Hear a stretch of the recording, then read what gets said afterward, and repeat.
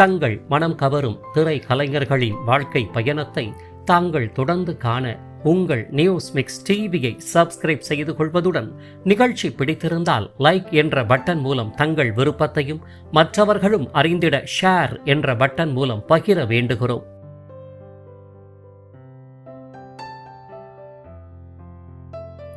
News mix TV தங்கள் அனைவரையும் அன்புடன் வரவேற்கிறது.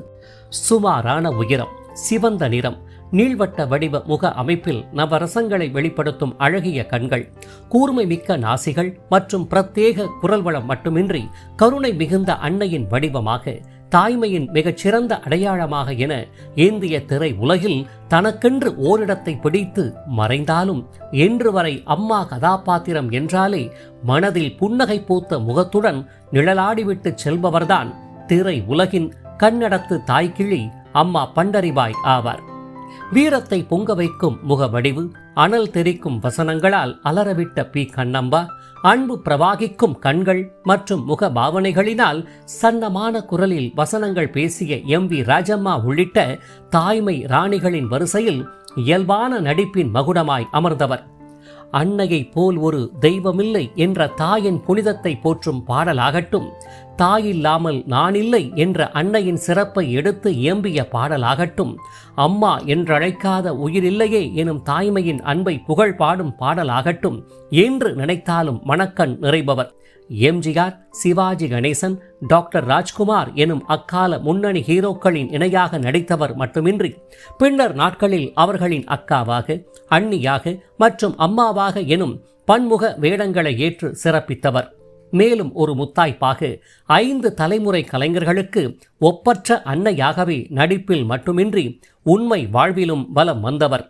கன்னடம் தாய்மொழியாயினும் தமிழ், தெலுங்கு, மலையாளம், கன்னடம் மற்றும் ஹிந்தி என பன்மொழி திரைப்படங்களிலும் தனது அமைதி மற்றும் கனிவு மிகுந்த நடிப்பால் ஜொலித்தவர் மட்டுமின்றி எண்ணற்ற விருதுகளுக்கும் சொந்தக்காரர்.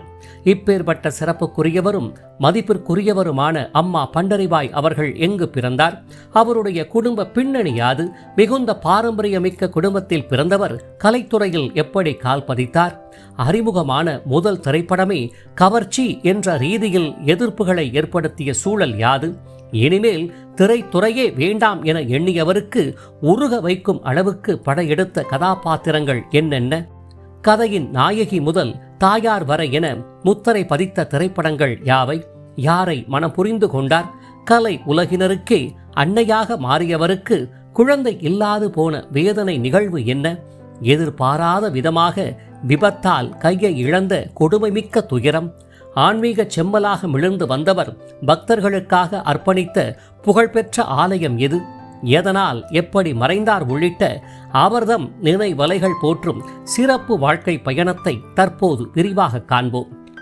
1928 ஆண்டு செப்டம்பர் மாதம் 18ஆம் தேதியன்று தமிழகத்து பக்கத்து மாநிலமாம் கர்நாடகாவின் உத்தர கன்னடா மாவட்டத்தில் உள்ள பத்கல் எனும் நகரை பூர்வீகமாக கொண்ட கொங்கணி மொழி பேசும் சரஸ்வத் வைதீக குடும்பத்தைச் சேர்ந்த ரெங்காராவ் மற்றும் காவிரிபாய் தம்பதியருக்கு பிறந்த செல்ல மகள் மட்டுமின்றி செல்வ மகள்தான் நமது வாழ்க்கை பயண நினைவலைகள் நாயகி கீதா எனும் இயற்பெயருடைய பண்டரிபாய் ஆவார். இவருடன் 9 சகோதர சகோதரிகள் உடன் பிறந்தவர்கள் ஆவர். இவர்களில் குறிப்பிட்டு சொல்லக்கூடியவராக பண்டரிபாய் வழியில் கலைத்துறையில் பயணித்தவர்தான் தங்கை மைனாவதி ஆவார்.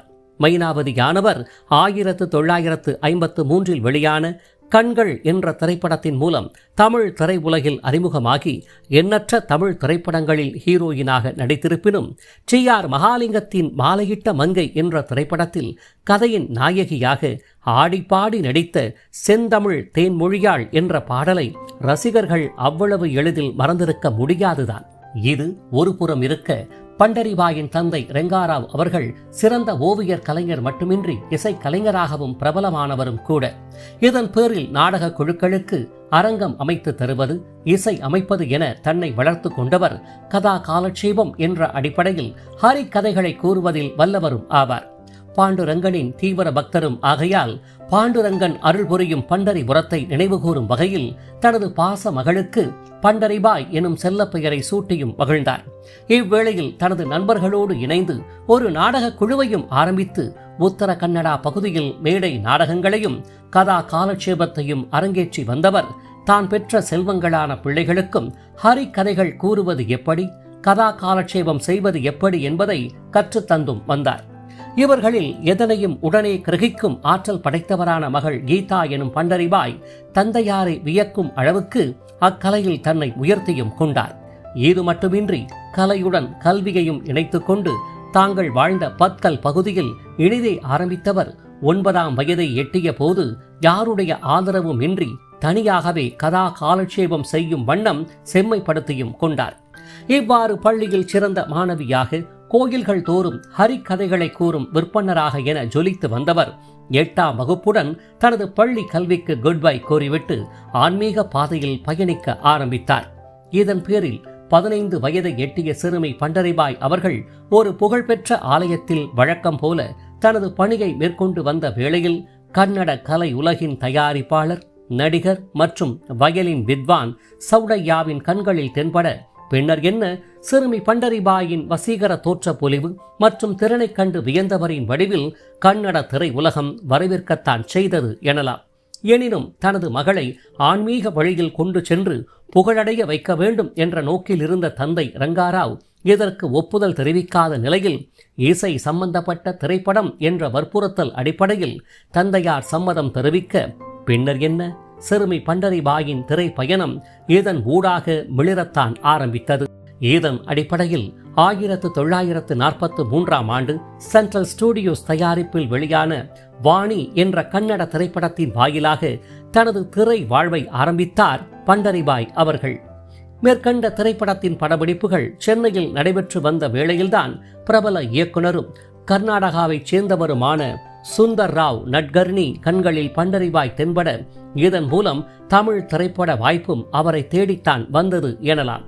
இதனைத் தொடர்ந்து 1944இல் ராயல் டாக்கி நிறுவன தயாரிப்பில் சுந்தர் ராவ் நட்கர்னி இயக்கத்தில் தமிழ் திரை உலகின் முதல் super star M.K. Thyagaraja Bhagavathar, T.R. ராஜகுமாரி நடிப்பில் வெளியான ஹரிதாஸ் என்ற திரைப்படத்தின் வாயிலாக ஒரு சில காட்சிகளில் முகம் காட்டும் வண்ணம் தோன்றி கால் பதித்தார் பண்டரிபாய் அவர்கள்.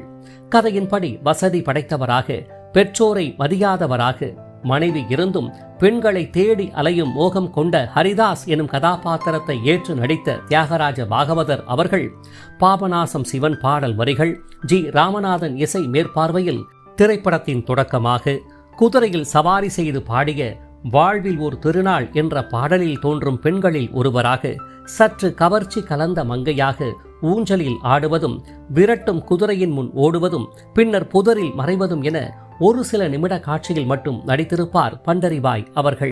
இவரை அடைய ஹரிதாஸ் முற்படும் வேளையில் நண்பனால் தடுக்கப்பட்டு தாசி பெண் ரம்பா என்ற கதாபாத்திரத்தை ஏற்ற T.R. ராஜகுமாரியை சந்திப்பதும், M.K.T. பாகவதர் மன்மத லீலையை வென்றார் உண்டோ என உச்சஸ்தாயில் பாட T.R. ராஜகுமாரி சுவாமி என பின்பாட்டு பாடி நடனம் ஆடுவதும் என காட்சிக்களம் நகரும். இத்திரைப்படத்தில் மற்ற பெண்களைப் போல் சாதாரணமாக தோன்றி நடிக்க ஒப்பந்தம் போடப்பட்ட பண்டரிபாய் அவர்களை பாடல் காட்சிக்கு ஓட வைத்து அவரே அறியாத வண்ணமாக கவர்ச்சியாக படம் பிடித்ததுடன் மாறுபட்ட கதாபாத்திரத்தையும் தந்து முதல் தமிழ் திரைப்படத்திலேயே பண்டரிபாயின் கண்ணியமிக்க புகழை குலைத்திருப்பார் அவருடைய சொந்த மாநிலத்துக்காரரான இயக்குனர் சுந்தர் ராவ் நட்கர்னி அவர்கள். இதனால் மிகவும் மனவேதனையடைந்த பண்டரிபாய் அவர்கள் ஹரிதாஸ் திரைப்படத்துடன் கலை உலகிற்கு பெரும் கும்பிடு போட்டுவிட்டு தந்தை காட்டிய ஆன்மீக வழியில் சுமார் 4 வருடங்கள் பயணித்து வந்தவரை மீண்டும் தன் பக்கம் அழைத்தது தமிழ் திரை உலகம். இந்த வாய்ப்பினை முற்றிலும் மறுத்து வெறுத்த நிலையில் தெய்வத்தின் வடிவம்தான் தாங்கள் ஏற்க வேண்டிய கதாபாத்திரம் என இயக்குனர் உத்தரவாதம் தந்த நிலையில்தான் தகுந்த பாதுகாப்பு முன்னேற்பாடுகளுடன் சம்மதம் தெரிவித்தார் பண்டரிபாய் அவர்கள். இதன் அடிப்படையில் 1948இல் AVM புரொடக்ஷன்ஸ் தயாரிப்பில் பம்மல் சம்பந்த முதலியார் கதை அமைப்பில் A.V. மெய்யப்பன் இயக்கத்தில் T.R. மகாலிங்கம் மங்களம் நடிப்பில் வெளியான வேதாள உலகம் என்ற திரைப்படத்தில் ஊழ்வினை சாபத்தால் வேதாள உலகத்தின் மன்னராக தோன்றிய R. பாலசுப்பிரமணியத்தை அவ்வினையிலிருந்து காப்பாற்றும் காளி தேவியாக திரைப்படத்தின் இறுதி காட்சியில் அழகுற தோன்றி நடித்திருப்பார் அம்மா பண்டரிபாய் அவர்கள். இத்திரைப்படம் வணிக ரீதியாக மாபெரும் வெற்றிகளை கண்டது. இத்திரைப்படத்தின் வெற்றியை தொடர்ந்து 1949இல் வெளியான வாழ்க்கை என்ற திரைப்படத்தில் SV சகஸ்ரநாமத்தின் இணையாக தோன்றச் செய்ய ஒப்பந்தம் போடப்பட தமிழில் சரளமாக பேச முடியாத நிலையில் துன்பப்பட்ட பண்டரிபாய்க்கு முதலில் பீடி சம்பந்தம் அவர்களும் பின்னர் SV சகஸ்ரநாமம் அவர்களும் பயிற்சி அளிக்க ஆரம்பித்தனர். எனினும் குறைவான காலங்கள் என்ற அடிப்படையில் தமிழில் தேர்ச்சி பெறாமல் முட்டி மோதி வந்த நிலையில் வேறு வழியின்றி பண்டரிபாய் மாற்றப்பட்டு அவருக்கு பதிலாக MS திரௌபதி அவர்கள் நடித்தார். இவ்வாறு தமிழ் கற்றுத்தந்த ஆசானாக மாறிப்போன பாரதி கலைஞர் SV சகஸ்ரநாமத்திடமே பின்னர் நாட்களில் தமிழை கற்று தேர்ச்சியான பண்டரிபாய் அவர்கள் SV சகஸ்ரநாமம் தலைமையில் இயங்கி வந்த சேவா ஸ்டேஜ் என்ற நாடக குழுவில் தன்னையும் தனது தங்கை மைனாவதியையும் இணைத்துக் கொண்டு பிரதான கலை நாயகியர்களாக வலம் வர ஆரம்பித்தனர். இது ஒரு புறம் எனில் AVMஇன் வாழ்க்கை என்ற தமிழ் திரைப்படத்தில் நடிக்க முடியாமல் போன பண்டரிபாய்க்கு அதே கதையை தழுவி அந்நிறுவனம் ஹிந்தியில் தயாரித்த பகர் என்ற திரைப்படத்தில் இரண்டாம் நாயகியாக தோன்ற வாய்ப்பினை நல்கியது எனலாம். இத்திரைப்படம் மகத்தான வெற்றியை கண்டது. இதன் பின் மக்கள் திலகம் MGR நடிப்பில் வெளியான மர்மயோகி என்ற திரைப்படத்தில் தனது தந்தையை காப்பாற்ற வேண்டி நிற்கும் வசந்தா என்ற கதாபாத்திரத்தை ஏற்று வசீகரிக்கும் அழகால் மனம் தொட்ட பண்டரிபாய் ஆனவரை கதையின் ஹீரோயினாக உச்சம் தொட வைத்த திரைப்படம்தான் பராசக்தி ஆகும். 1952 நேஷனல் பிக்சர்ஸ் தயாரிப்பில் இரட்டை இயக்குநர்கள் கிருஷ்ணன் பஞ்சு இயக்கத்தில் வெளியான இத்திரைப்படத்தில் முதலில் தமிழ் திரை உலகில் கால் பதித்த நடிகர் திலகம் சிவாஜி கணேசன் இணை விமலா என்ற கதாபாத்திரத்தை ஏற்று பண்டரிபாய் உள்ளம் நிறைந்திருப்பார். கதையின்படி குணசேகரன் எனும் சிவாஜி கணேசன் இணையாக ஆர் சுதர்சனம், KP காமாட்சி சுந்தரம் பாடலிசை கூட்டணியில் MS ராஜேஸ்வரி பின்னணியில் ஒலித்த புது பெண்ணின் மனதை தொட்டு போறவரே என்ற பாடலை பாடி ரசிகர்கள் மனதையும் தொட்டிருப்பார் பண்டரிபாய் அவர்கள். இவ்வாறு நடிகர் திலகத்தின் முதல் கதாநாயகி என்ற பெருமையை பெற்றவராக மாறிப்போன பண்டரிபாய் ஆனவர் இதையடுத்து அந்த நாள் உள்ளிட்ட திரைப்படங்களில் ஹீரோயின் கதாபாத்திரங்களில் முத்திரை பதித்திருப்பார். குறிப்பாக அந்த நாள் திரைப்படத்தில் தேச துரோகியான கணவரையை சுட்டுக் கொல்லும் மென்மை கலந்த வீர மங்கையாக மனதில் நிலை பெற்றுதான் போயிருப்பார். இவ்வாறு சிவாஜி கணேசனின் இணையாக வலம் வந்த பண்டரிபாய் அவர்கள் பின்னர் கால ஓட்டத்தால் அவருடைய அம்மா கதாபாத்திர கலைஞராக மாறி போனதுதான் காலத்தின் வினோதமாகும். திரும்பிப்பார் திரைப்படத்தில் தங்கையாக, மனோகரா என்ற திரைப்படத்தில் நாடக கலைஞராக என நடித்து வந்த பண்டரிபாய் அவர்கள் 1954 வெளியான வேடரா கண்ணப்பா என்ற கன்னட திரைப்படத்தின் மூலம் அவ்வுலக சூப்பர் ஸ்டாரான டாக்டர் ராஜ்குமாரின் இணையாக தோன்றி நடிக்கலானார். இதையடுத்து KR ராமசாமியின் செல்ல பிள்ளை, MK ராதாவுடன் நல்ல காலம் உள்ளிட்ட தொடர் திரைப்படங்களில் நடித்து வந்தவர் தனது தங்கை மைனாவதியுடன் இணைந்து கண்கள், குலதெய்வம், அன்பு எங்கே, மாலையிட்ட மங்கை, 4 வேலி நிலம் போன்ற தொடர் திரைப்படங்களிலும் அக்கா அண்ணி உள்ளிட்ட முதிர்ச்சியான கதாபாத்திரங்களில் நடிக்க ஆரம்பித்தார்.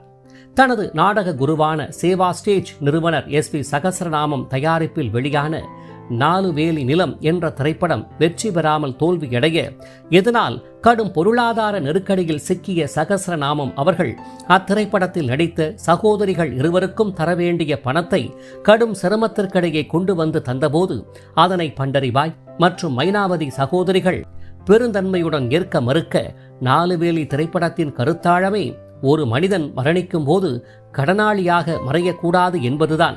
ஆகவே இதனை மையப்படுத்தி தயாரித்த நான் இதற்கு முரணாக நடக்கலாமா என கேட்டு அப்பணத்தை கொடுத்துவிட்டு வந்த நிகழ்வுகளும் நடந்தேறியதுண்டு. இதன் பின்னர் கால ஓட்டத்தால் MGR, சிவாஜி கணேசன் ஆகியோருக்கு அக்கா கதாபாத்திர நாயகியாக உயர்வு பெற்ற பண்டரிபாய் அவர்கள் எங்க வீட்டு பிள்ளையில் MGRக்கும், மோட்டார் சுந்தரம் பிள்ளையில் சிவாஜி கணேசனுக்கும் என நடிக்க ஆரம்பித்தவர்.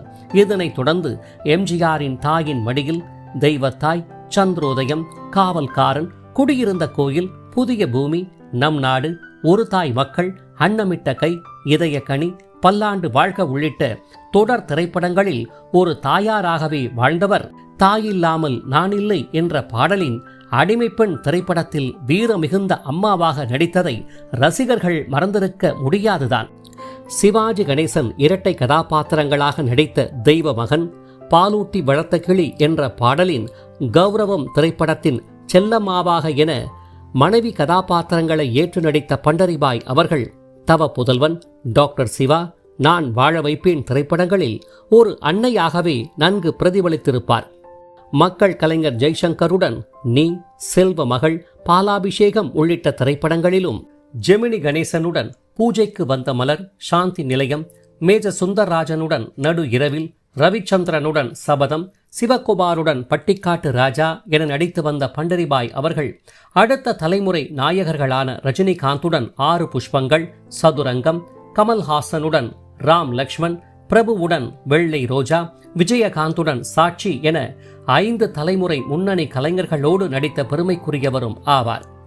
1992 பி. வாசு இயக்கத்தில் வெளியான மன்னன் என்ற திரைப்படத்தில் கிருஷ்ணன் எனும் ரஜினிகாந்தின் தாயாராக முடக்கு வாதத்தால் பாதிக்கப்பட்ட பார்வதி என்ற கதாபாத்திரத்தில் தோன்றியவர். இளையராஜா, வாலி பாடலிசை கூட்டணியில் KJ யேசுதாஸ் பின்னணியில் வெளியான அம்மா என்றழைக்காத உயிரில்லையே என்ற பாடலில் தாய்மையின் சிகரமாகவே போற்றப்பட்டிருப்பார். இவ்வாறு தமிழ், தெலுங்கு, மலையாளம், கன்னடம் மற்றும் ஹிந்தி என பன்மொழிகளில் சுமார் 1000க்கும் மேற்பட்ட திரைப்படங்களில் தாய்மை மிக்க குணச்சித்திர கலைஞராக வலம் வந்த பண்டரிபாயின் வாழ்வில் விதி தனது விளையாட்டை மனசாட்சியின்றி ஆடத்தான் ஆரம்பித்தது எனலாம். ஆம், 1994 ஆண்டு சென்னை பெங்களூரு தேசிய நெடுஞ்சாலையில் ஏற்பட்ட விபத்து ஒன்றில் மிக கடுமையாக பாதிக்கப்பட்டு தனது இடது கையை இழந்தது வேதனையாகும். அப்போது தமிழக முதலமைச்சராக இருந்த மறைந்த ஜெயலலிதா அவர்கள் மருத்துவமனையில் சிகிச்சை பெற்று வந்த பண்டரிபாயை நேரில் சந்தித்து நலம் விசாரித்ததுடன் உயரிய சிகிச்சைகளை அவருக்கு அளிக்க உத்தரவும் இட்டார். இவ்விபத்துக்கு முன்னர்தான் அர்ஜுன் நடிப்பில் வெளியான ஜெய்ஹிந்த் என்ற திரைப்படத்தில் அன்னை மரியா தேவியாக ஒரு சில காட்சிகளில் தலை காட்டி இருந்தார் பண்டரிபாய் அவர்கள். இத்திரைப்படமே அம்மா பண்டரிபாய் அவர்கள் நடித்த இறுதி தமிழ் திரைப்படம் என அறியப்படுகிறது. இதன் பின்னர் எந்த திரைப்படங்களிலும் நடிக்காது உறவுகளின் பெரும் அரவணைப்பில் உடல் நலனில் பெரும் முன்னேற்றம் கண்டு வந்தவர் கன்னட திரை உலகினர் பெரும் வற்புறுத்தல் காரணமாக 2000ஆவது ஆண்டில் வெளியான ஹேட்ஸ் ஆஃப் இந்தியா என்ற திரைப்படத்தில் நடித்ததே அவர் திரை உலகில் நடித்த கடைசி திரைப்படமாகும். தமிழக அரசின் கலைமாமணி விருது, கர்நாடக மாநில அரசின் சிறந்த கதாபாத்திர கலைஞருக்கான விருது, டாக்டர் ராஜ்குமார் வாழ்நாள் சாதனையாளர் விருது என எண்ணற்ற விருதுகளை வென்றவருக்கு பத்மஸ்ரீ, பத்மபூஷன் உள்ளிட்ட உயரிய விருதுகள் வழங்கப்படாதது வருத்தமே. பண்டரிபாயின் கலை பயணத்திற்கு சிறப்பு சேர்க்கும் வகையில் கர்நாடக அரசானது 9ஆம் வகுப்பு பாட புத்தகத்தில் குணசாகரி பண்டரிபாய் என்ற தலைப்பில் ஒரு பாடத்தை வெளியிட்டு பெருமை சேர்த்துள்ளது. பண்டரிபாய் அவர்கள் அவரது தங்கை மைனாவதி இயக்கிய சில தொலைக்காட்சி தொடர்களிலும் நடித்துள்ளார். இப்பேற்பட்ட சிறப்புக்குரிய அம்மா பண்டரிபாய் அவர்கள் திருமண பந்தமின்றி வயதை கடந்து தனது உறவுகளுக்காக தன்னையை அர்ப்பணித்து வந்த நிலையில் வாழ்க்கை துணை என்பது மிகவும் அவசியம் என்று உடன் பிறந்த சகோதர சகோதரிகள், உறவினர்கள் வற்புறுத்த வேறு வழியின்றி திருமணத்திற்கு இசை வளித்தார் பண்டரிபாய் அவர்கள். அதுவும் எவ்வாறெனில், திரைத்துறை சார்ந்தவரும் தொழில் அதிபருமான PH ராமாராவ் தனது மனைவியை இழந்து 2 மகன்களை பராமரிக்க முடியாமல் வெகு சிரமத்திற்கிடையே பயணித்து வந்ததை அறிந்தவர் PH ராமாராவை மணமுடித்து அவ்விரு குழந்தைகளுக்கு ஒரு சிறந்த தாயாராக தன்னை அர்ப்பணித்துக் கொள்ள முடிவு செய்த நிலையில் உற்றார் உறவினர்கள் புடைசூழ பண்டரிபாய் PH ராமாராவ் திருமணம் மிக எளிய முறையில் நடைபெற்றது.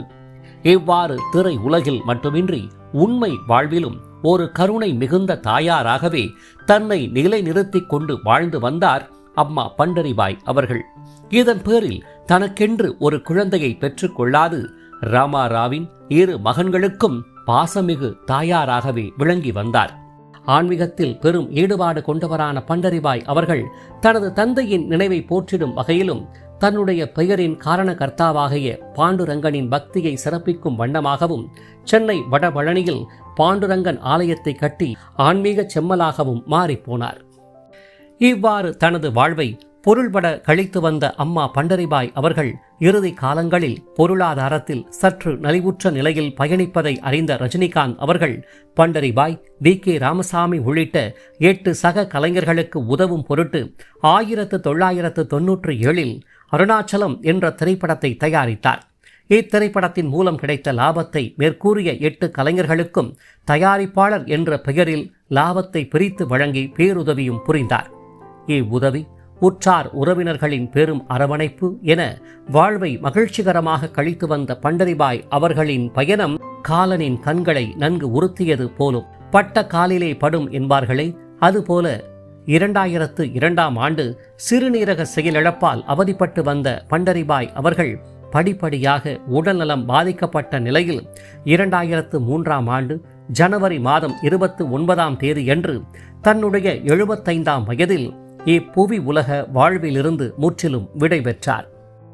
பண்டரிபாய் மற்றும் அவர்தம் தங்கை மைனாவதியின் கலை வாரிசாக விளங்கிய ஷியாம் சுந்தர் அவர்கள் பாலு மகேந்திராவின் அழியாத கோலங்கள் என்ற திரைப்படத்தின் வாயிலாக விடலை பருவ நண்பர்களில் ஒருவராக அறிமுகமானதுடன் சுரேஷின் நண்பராக பன்னீர் புஷ்பங்கள் உள்ளிட்ட திரைப்படங்களில் நடித்தவர் 1985இல் சக்தி கண்ணன் இயக்கத்தில் வெளியான யார் எனும் அமானுஷ்ய பேய் திரைப்படத்தில் சாத்தான் கதாபாத்திரத்தை ஏற்று மிரட்டியவரும் ஆவார். தற்போது மைனாவதியும் மறைந்துவிட்டார். வாழ வேண்டிய வயதில் பயணித்த நடிகர் ஷியாம் சுந்தர் அவர்களும் உடல் நலக் குறைவால் காலமாகிவிட்டார் என்பது கூடுதல் தகவல்களாகும்.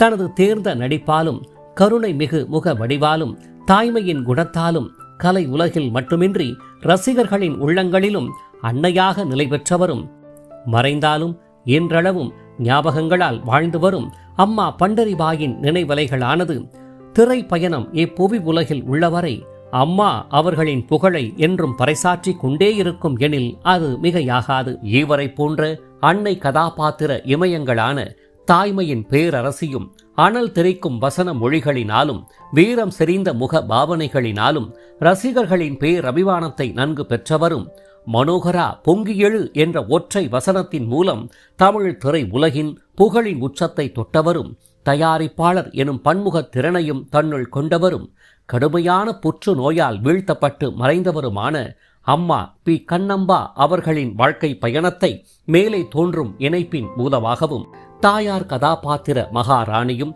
படபடவென்ற வசன மொழிகள் இன்றி துடிப்பான முக பாவனைகள் இன்றி கருணை விழிகளாலும் மென்மை கலந்த வசனங்களினாலும் ரசிகர்களின் உள்ளம் நிறைந்தவரும் கர்ணனில் குந்தி தேவியாக செல்வத்தில் மகனின் உயிரை காப்பாற்ற போராடும் தாயாராக என திரைப்படத்திற்கு திரைப்படம் நடிப்பால் உச்சம் தொட்டவரும் தனக்கென்று ஒரு குழந்தையை பெறாது கலை உலகிற்கும் ரசிகர்களுக்கும் நிலையான அம்மாவாகி போன மறைந்த எம்.வி. ராஜம்மா அவர்களின் வாழ்க்கை பயணத்தை மேலே தோன்றும் இணைப்பின் மூலமாகவும் அன்னை மாமியார் கதாபாத்திர இமயமும் நாட்டிய தாரகையும் வெடுக் வெடுக்கென்ற வசன மொழிகளாலும் எள்ளும் கொள்ளும் வெடித்தார் போன்ற முக பாவனைகளினாலும் வில்லி குணச்சித்திர வேடங்களை ஏற்று நடித்து வியக்க வைத்தவரும் திருவாங்கூர் சகோதரிகளான லலிதா பத்மினி ராகினியின் தாய் மாமன் மகளும் பிரபல இயக்குனர் பீம்சிங்கின் காதல் துணைவியும் கிண்ண சாதனை நாயகியும்